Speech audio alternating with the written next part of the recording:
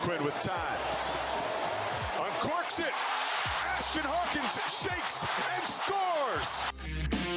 This is the Sikkim 365 radio postgame show. Second and long scenario. Pete drops back.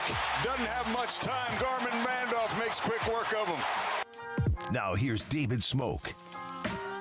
Well, good afternoon, good evening. It's 9:14 on a Saturday night in Baylor. It's been a while since they've blown somebody out. They did. Tarleton State, of course, did not have their starting quarterback, but ranked in the FCS poll. But after last year in Texas State, and really after the last year and a half of football, with how 2022 ended, 2023 never got really going. Baylor takes care of Tarleton State 45-3. We will hear from Alvin Ebosele, the offensive tackle for Baylor, a little bit later on. We're also going to hear from Craig Smoak here momentarily. And I also will read tweets. You can go to my Twitter feed at David Smoak, DavidSmoak, and we'll take calls too. What is it, Garrett? 254. Is that the chat room or is that 254? Yeah, so I put the link up on Twitter on the Sikkim 365 Twitter page, as well as on the premium site. Okay. So follow that link and jump in there, and I'll get you up. Okay, if you get up in the chat room or the link that Garrett put up, we'll get you on the show and just kind of enjoy the next 45 minutes to an hour. Baylor, of course, will have their postgame. Craig is ready. Craig Smoak, who's going to be down in the bowels of the stadium. Craig, they took care of business. It's been a while since Baylor could coast to a win and people could feel good about it, no matter who they played tonight. Yeah, I mean, I was just about to tweet out that that was a win, and that's all that you were really looking for. And it was the same sorry, it's hard to hear here. It matches their win total at home from last year. So, that's a good feeling. Although the way that second half went, took a lot of energy out of the building. A lot of people went home. So unfortunate that after a nice win, there's not a lot of people still even around to celebrate with the team. Hopefully that changes in the future and they have more wins at home. But yeah, it's a win, and that's all you needed on this opening night. And hopefully you've got your health intact and you can move on to the next one, which will obviously be a big ramp up in competition on the road against Utah. Last thing, Finn, Keaton Thomas, Ashton Hawkins, Trigg, the tight end, even later on Sawyer Robertson to Ketron Jackson. Those two transferred in a couple seasons ago. The new faces, and how refreshing was it to see them make some plays?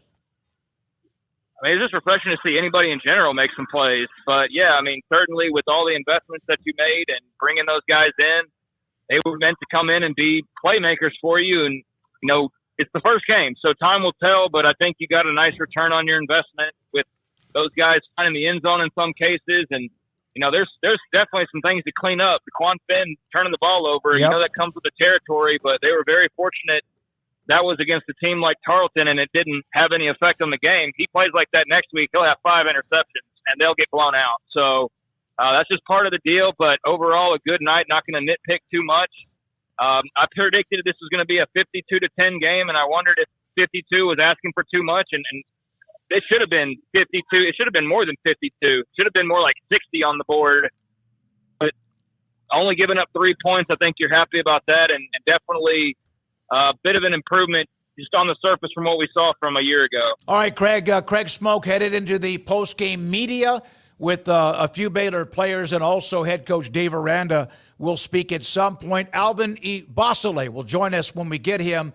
Thanks to Baylor Media Relations, we'll let you know, and we'll get him on the show. I put up on my Twitter feed, what are some reactions you have to today and what you saw with 45-3 Baylor?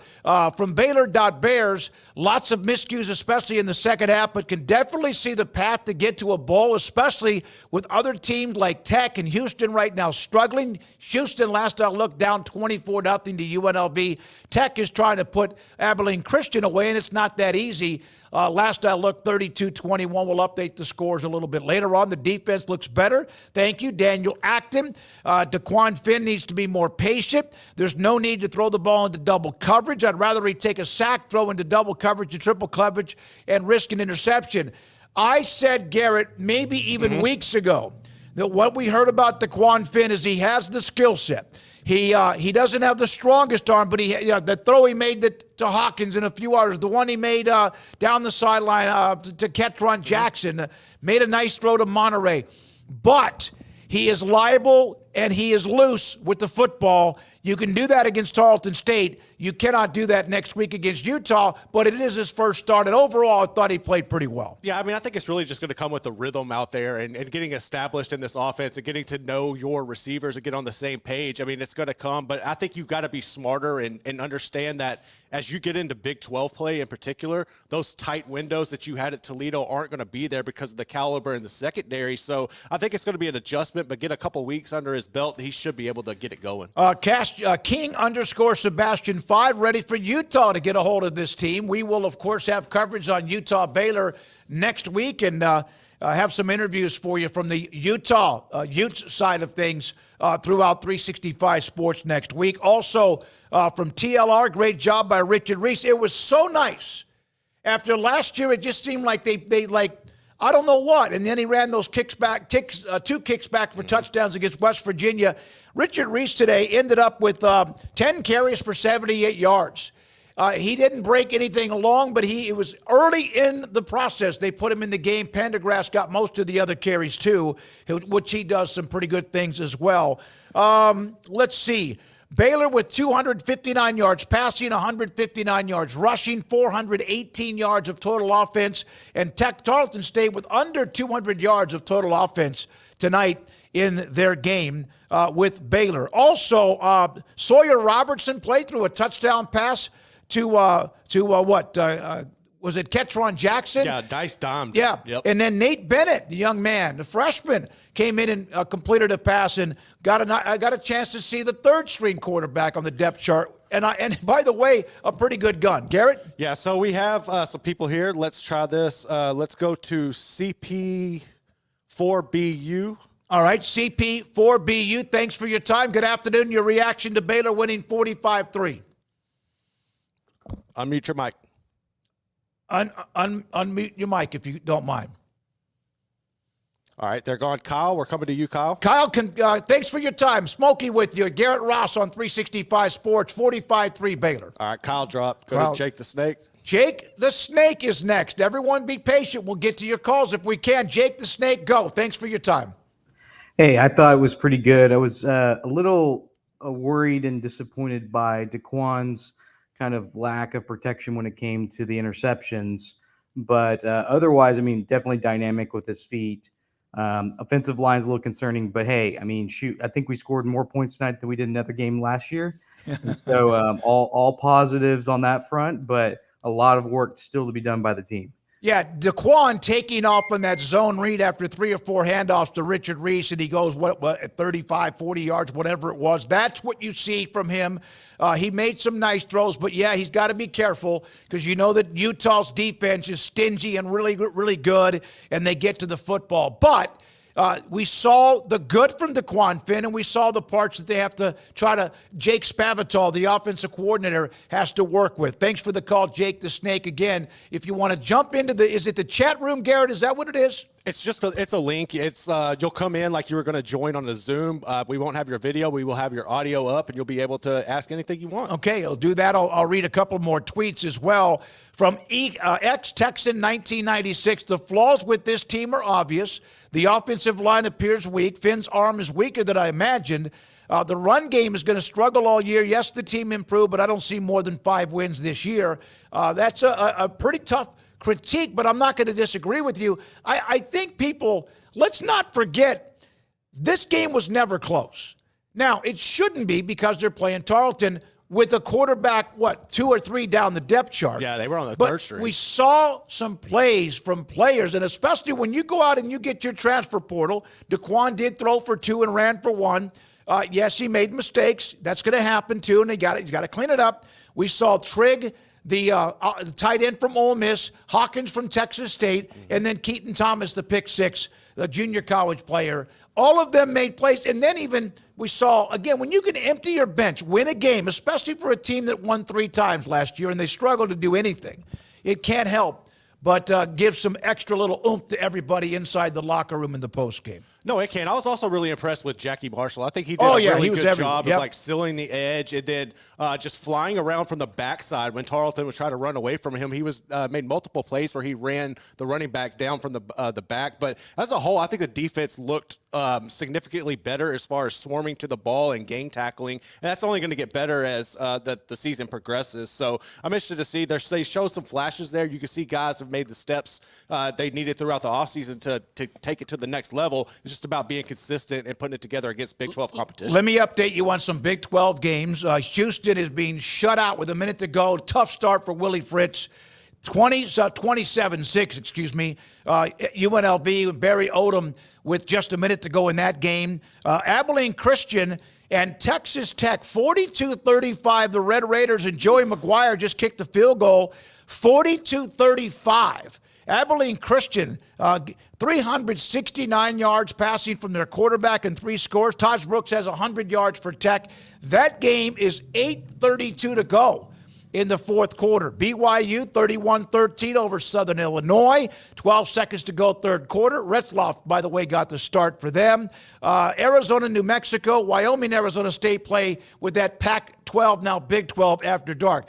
West Virginia was mauled by Penn State. Oklahoma State, Ollie Gordon, 100 yards rushing. Also caught a pass, 44-20 over South Dakota State. Kansas State, 41-6 over UT Martin. Cincinnati beat Townsend 38-20, and Iowa State 21, North Dakota 3. Those are the games and finals from today. Just a note for people coming in. I see a couple of y'all right now. It's me. You're in here, but your device is not connected. So make sure if you're coming in that your audio is connected. That way we can get you on. So if that's you, it's me. Disconnect and try to connect with your audio. One more time. I'm going to be here during the pre-game or the post games, all after any of the home games, which there are 6 of them, including this one, and then in a couple of weeks against Air Force. Chuck Morton in the chat room.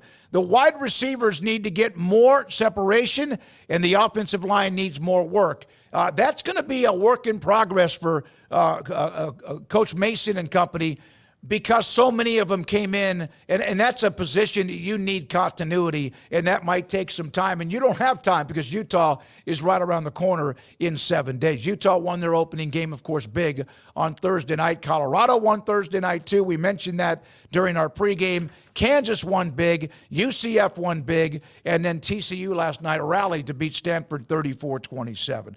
Let me see. What did I put down a couple of other notes about the games.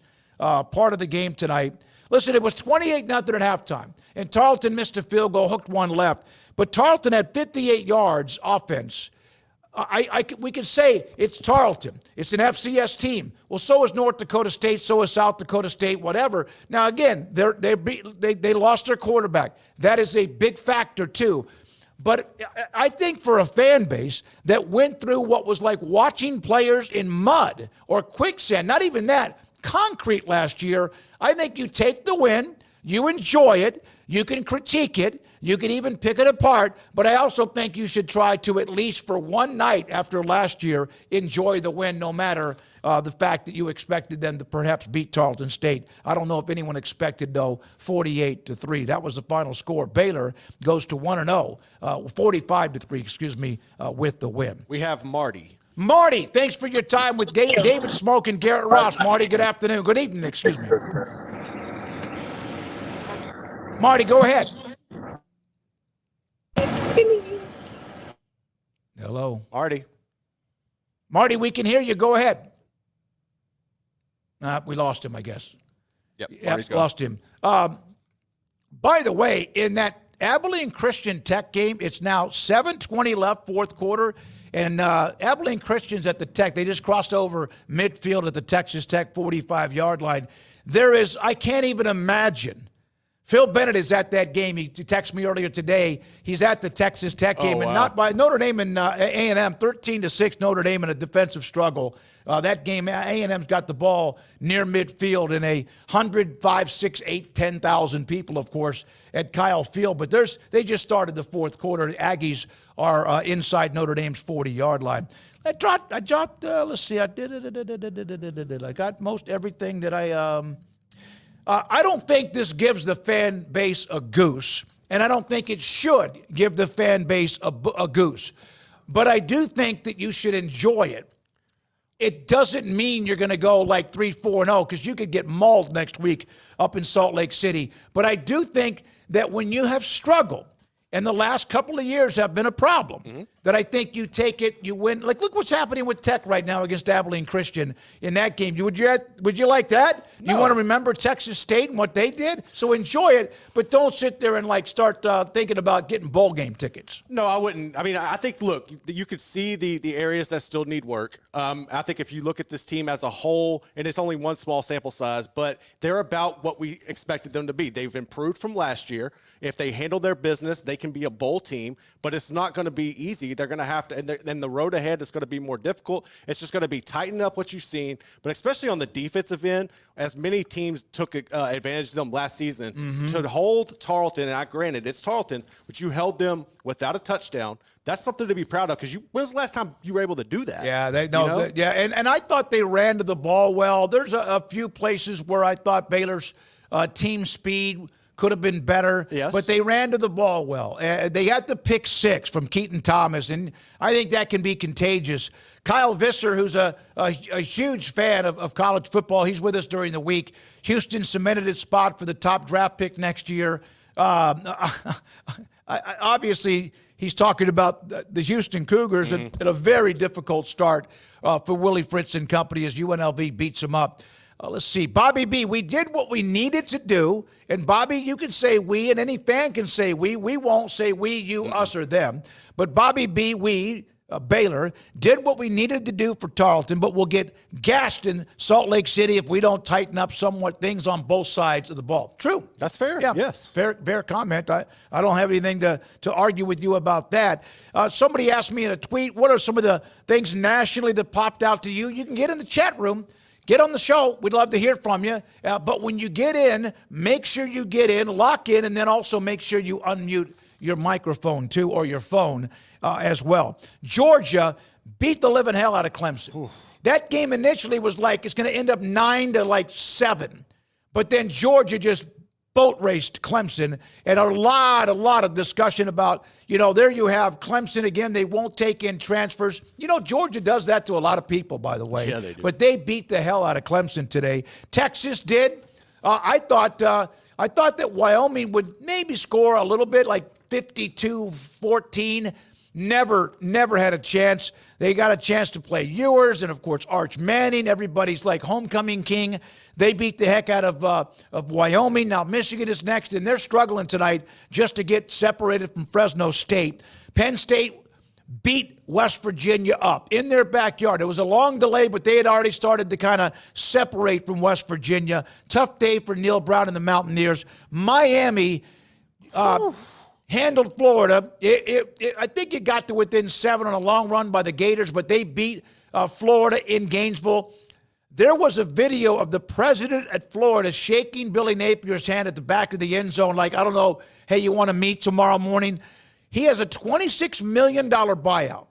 And the AD, Scott Strickland, is the one who hired him. So if he fires him, are you then going to let Billy or Scott Strickland hire him? Florida's got a problem. Not just today. Garrett, their schedule, we've talked about this. It will not get any easier for the rest of the year. No, I mean, it's daunting. And we've talked about it all. Everybody's been talking about it leading up to it. This isn't the most difficult schedule of this year. This is arguably one of the most difficult schedules ever assembled. And then when you look at how Miami was just able to dominate them on both sides of the ball, we knew coming in that Graham Mertz was what he is. He's about a game manager, and then he gets hurt in this game. I haven't heard an update on how severe that is or not, but you were able to see the excitement when DJ Lagway come out on the field and was able to kind of get something going with that offense. So there's some hope there.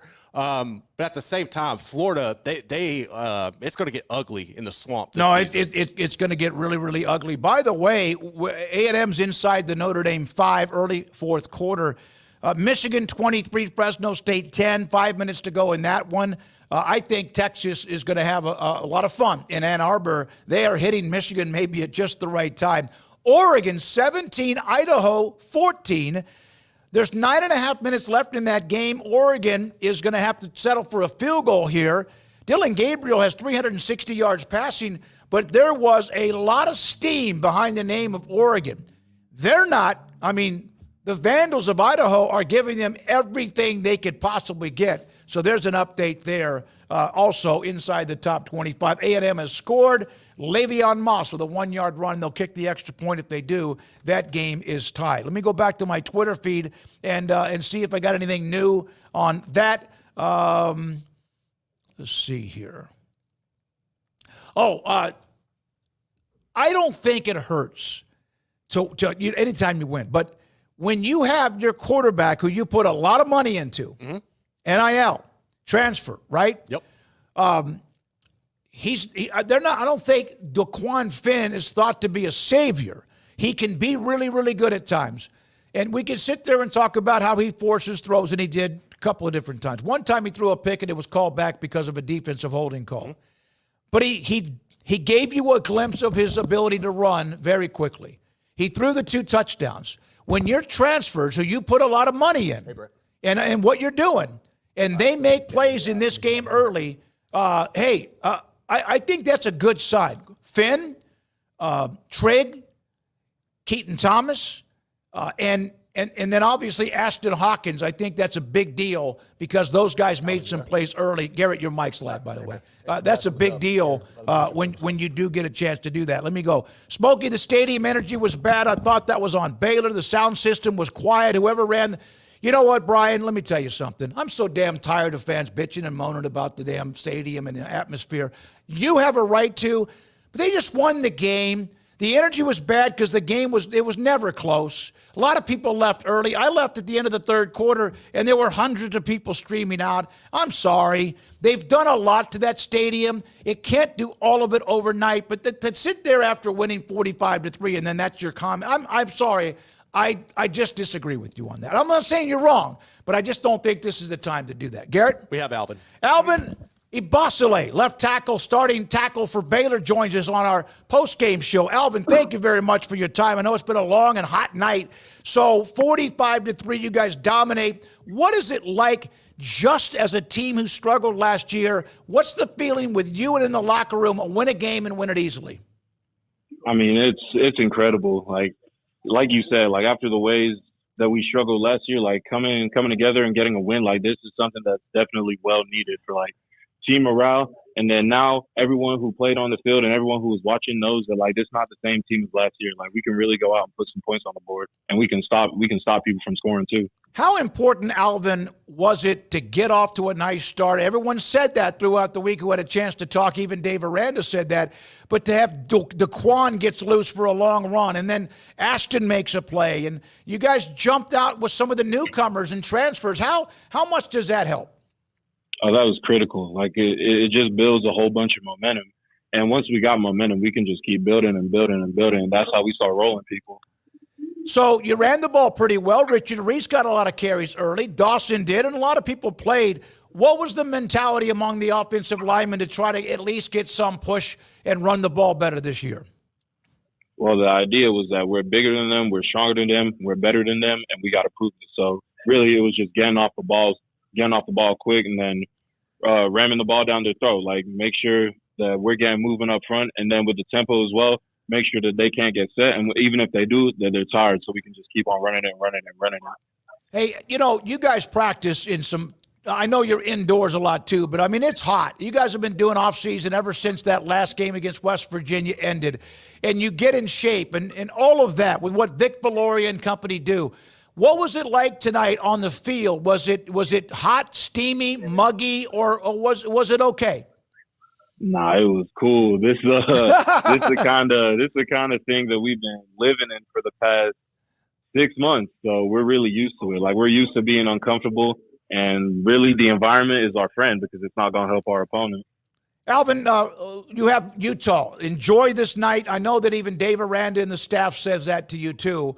What did Mason Miller say to the offensive line? Anything in particular he said to the group after the game?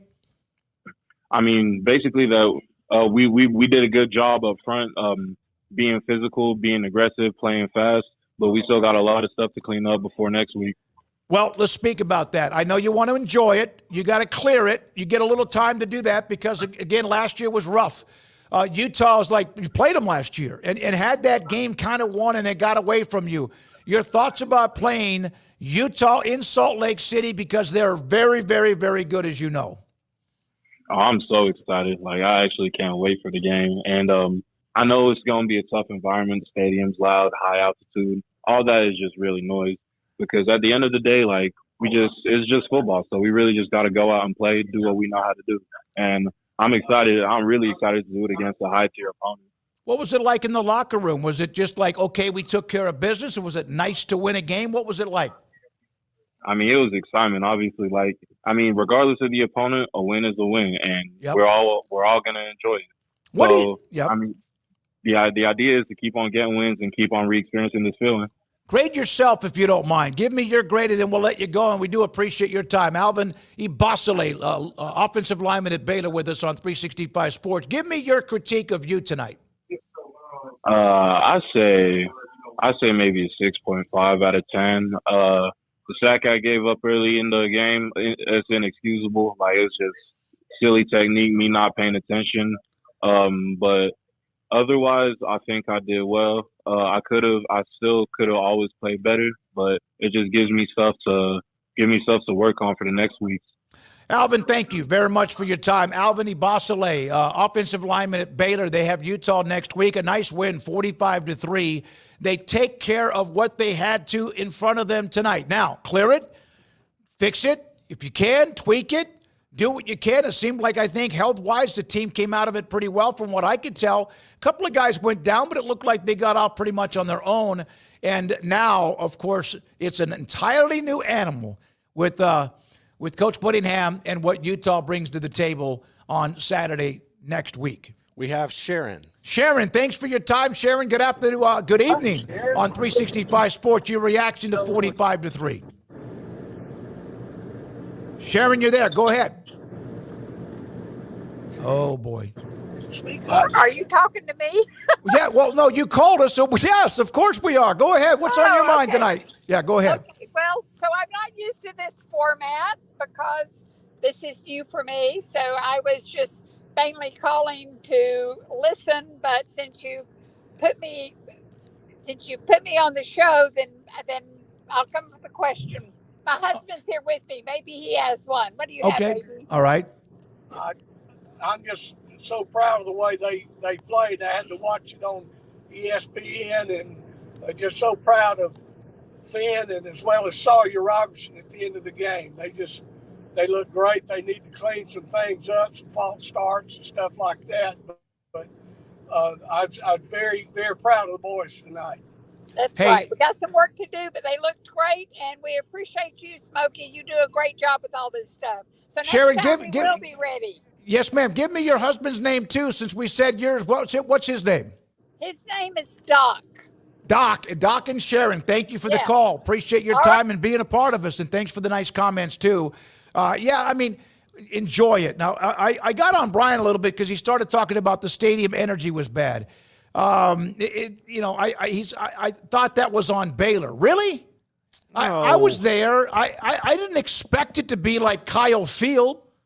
I didn't expect it to be Ann Arbor. Well, first of all, they have 110,000.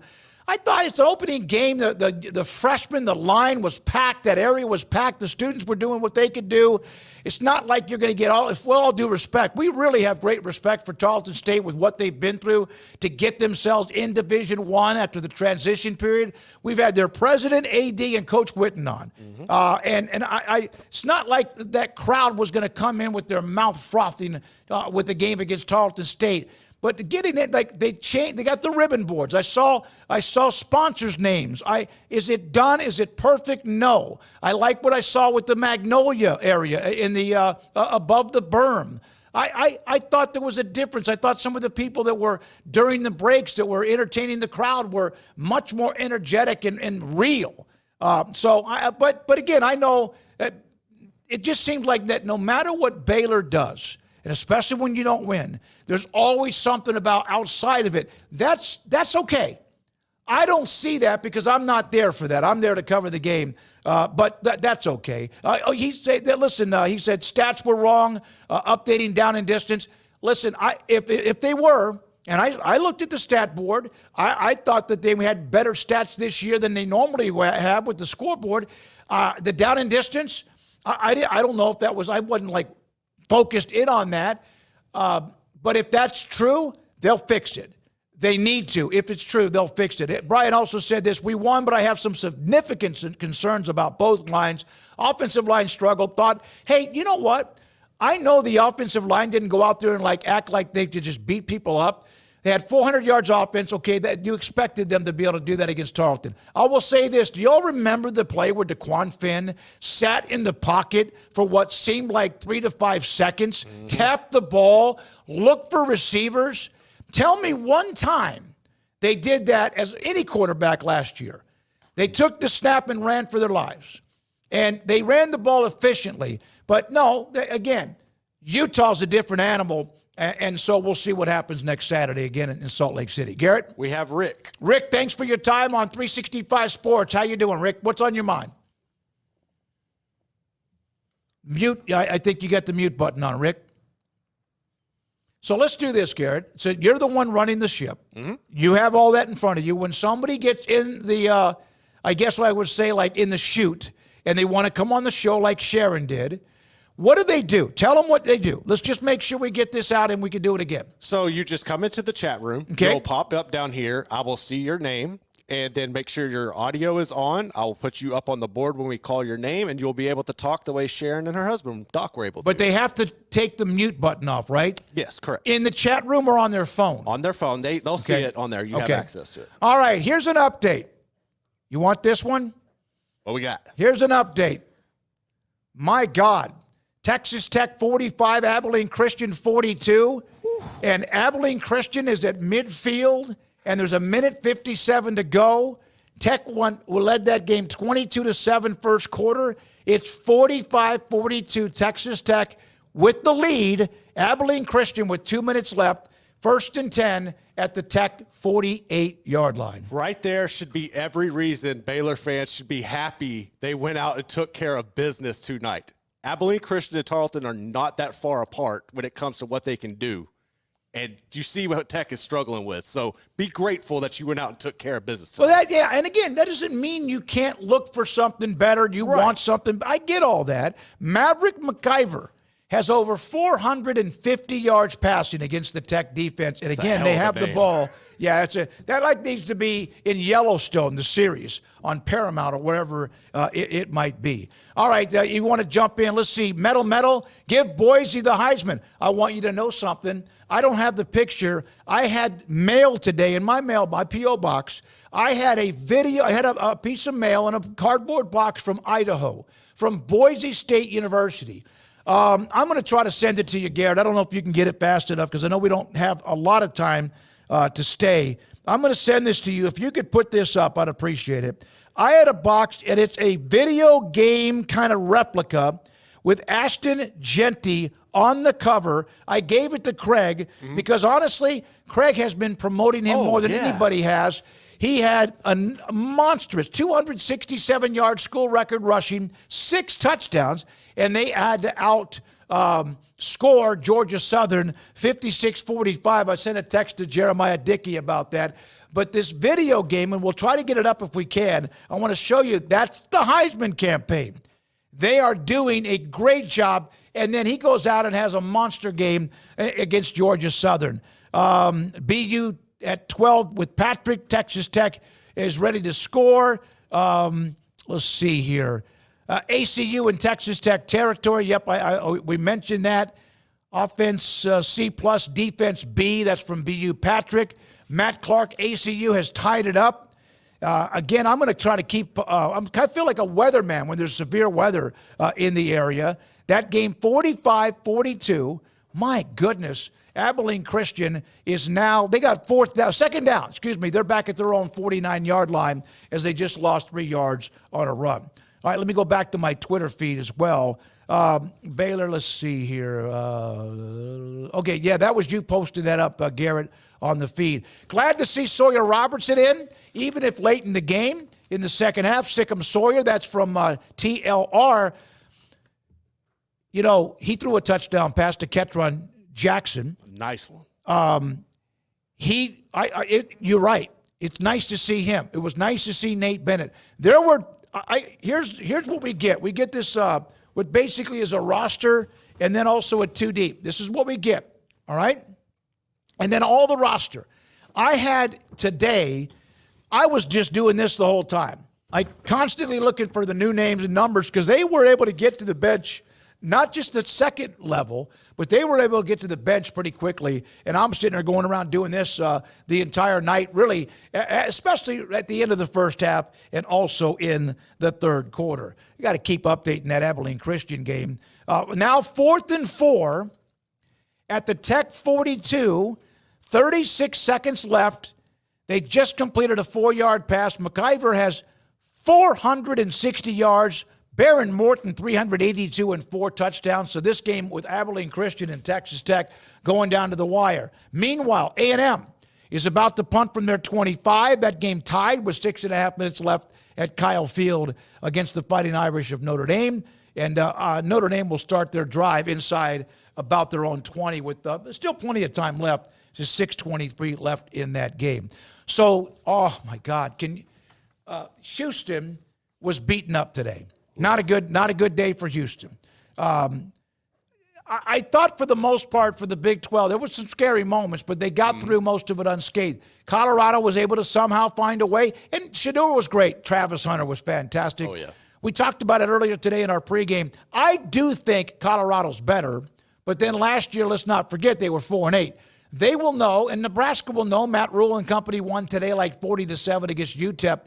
That'll be interesting to see if each one of whoever wins that game gets to 2-0. Still doesn't mean anything, but it's better than what Nebraska has been the last 7 years if they can get that win against Colorado.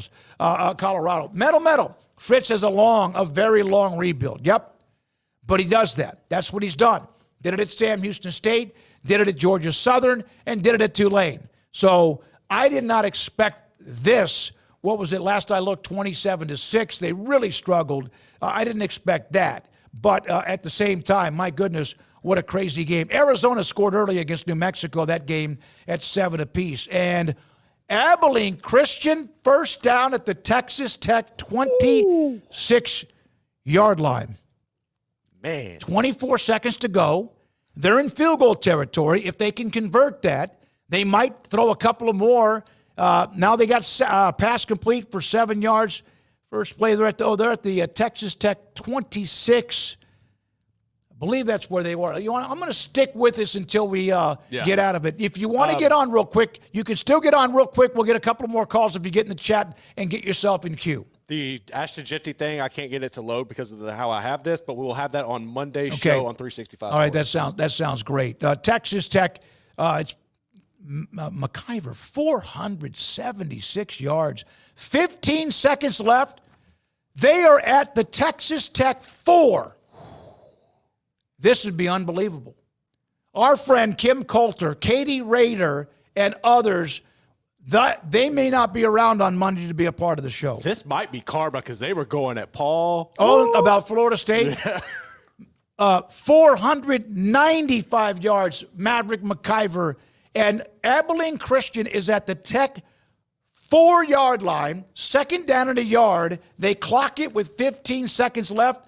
That game is, I don't think it's on ESPN Plus, so I don't know if you can get that or not. But my goodness, would that not just rip the scalp off Texas Tech football? You remember last year, they lost that game at Wyoming. Yeah. And kind of like fiddled around. Now, Wyoming with Craig Bull, they were good. They weren't very, they were good. Well, see, that's another funny thing, too, because remember we were talking about Oregon struggled. Oregon went into Tech and struggled last year as well. So yes, both they did. of them kind of doing the same thing. So here we're able to watch it. We can't put this up on our screen, but if you don't mind. By the way, this has been fun. Post-game, I'll handle it with Garrett after every home game with Baylor. So tonight and then in a couple of weeks after they play Air Force, which will be an emotional week because they're also going to celebrate that 1974 Southwest Conference Championship team and the miracle on the Brazos. This is unbelievable. Abilene Christian, That's like back in the day where I went to Stephen F. Austin, Abilene Christian. It was East Texas State, now A&M Commerce. It was A&I. We're going to keep it here with 15 seconds to go in that game. Also, right now you have Notre Dame and Texas A&M tied up at 13, just over 6 minutes remaining in that game. Notre Dame has the ball with the 2nd and 1 opportunity with Riley Leonard leaving the charge. I don't even know what you could do if you're a Texas Tech fan. I mean, I can't even fathom what would it be like. By the way, this is from Jeff Ward. It may not be a huge boon for Baylor winning over Tarleton tonight, but it's already an improvement over last year. 1-0, tough matchup with Utah. Get to work, 1-0, got to start somewhere. Happy it's better a start than what was last year. Here's Abilene Christian trying to do a little play-by-play. I got to be careful about copywriting that. McIver in the end zone for a pass. In the end zone, incomplete, but a flag. Did I see a flag come down? No, that was a helmet that went flying. Helmet went flying. So now 2nd down. Now 3rd and goal. That was if that pass is about a foot taller, then Abilene Christian would have the lead in that game. Had a man open. Oh, he burned that defender. Yeah, it was a bad thing. I can't say when a guy has 495 yards passing, I'm not going to criticize, but that throw, if it was another couple of feet in the air, because the corner or safety was beaten on what looked like a pick route. Hey, Baylor beats Tarleton today 45-3. DeQuan Finn throws for 192 yards, had a touchdown run that was Baylor's first score to kickstart the scoring. And again, Baylor with the win against Tarleton State. Now they'll have Utah. McIver throws another fade in the end zone, well over the head of the intended receiver. I didn't like that call. Here's the other thing. They don't have time. This is it.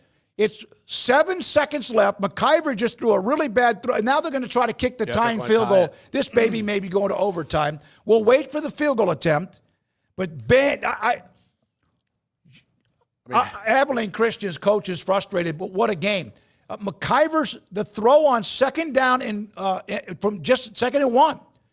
If it's a foot or two higher, the receiver grabs it over the helmet of the defensive back, and a timeout Texas Tech to try to see if they can ice the kicker. The Big 12 does not need any of this. No. Houston losing to UNLV, I think that's not like a shock at all. UNLV and Barry Odom, they're pretty good. They were pretty good last year. This right here, man, West Virginia getting beat up in Morgantown at home by Penn State. In a strange game, it was very tight. And then Penn State hit a crossing pattern for about 60, 70 yards, and they took over the game. There was a long delay, very long delay, and nothing changed when Penn State came back, and they went away, ended up running away with that game pretty easily, 34-12. And so now we'll wait one more play here. 7 seconds left, regulation in Lubbock. Here comes the field goal attempt. This is going to be from the right hash, so a little bit of a weird angle. This is about a 21-yard field goal to force what should be overtime. Snap, kick, there's a penalty flag, and the kick is good. No, that was just somebody throwing toilet paper, I think, on the ground. 5 seconds to go, and Tech and Abilene Christian are tied at 45. Garrett, thank you. Had fun. Absolutely. Do this again in a couple of weeks after the game with Air Force. Thanks to you, those who tweeted at me. And Brian, by the way, I know I kind of got on you about the stadium stuff. It just seems like no one's ever happy. And golly, I'm not. I don't know if all stadiums have. That just took me wrong. And I'm not an alum. I don't get paid by Baylor. It's just every year. But it's just constant. Even when they were winning Big 12 titles, people were complaining about little things, and I get it, but I don't. Honestly, I don't. 45-3, Baylor beats Tarleton. Utah next. We'll have our pregame show next Saturday at 9 o'clock. Every Saturday that Baylor plays, we're live at 9 on a Saturday morning. Craig and Paul will join me as well. And oh, by the way, we'll go for an hour and a half. And Darby Brown, already talked with her. Darby Brown will be, by the way, in Salt Lake City to do that. Let's see here. Yeah, that game's going to overtime here in just a second. One more update on the game with Oregon. 24-14, the Ducks with 2 minutes left against Idaho. They have the ball. Garrett, thank you. Our sponsors, thank you. Those you watched and also called and were a part of it, thank you. I'm David Smoak. Have a great weekend. We'll see you Monday at 3 on 365 Sports.